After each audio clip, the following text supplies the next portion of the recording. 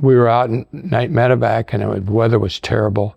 And we were flying off the ship, but we were attached for the night to stay on base in country. And they would deploy us from there for anyone who needed medevacs that night. They sent us out, and the weather was bad. It was like 9:30 at night. So for the first time, we had troops in the demilitarized zone, and they had run into some problems up there and had our injury, kids, we had to get out of there. And so we're trying to find them, and the weather was terrible. And next thing you know, we get shot down.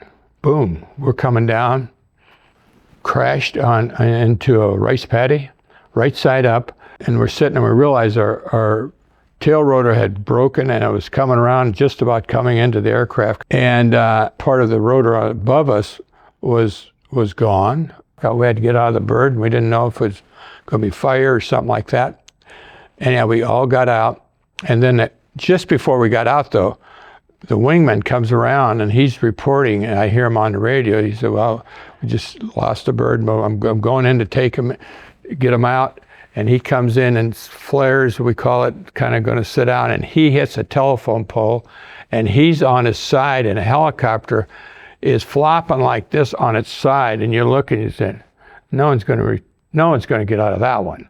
So we're out in the field that night, and someone came down Highway 1, and we started realizing, I wonder who they.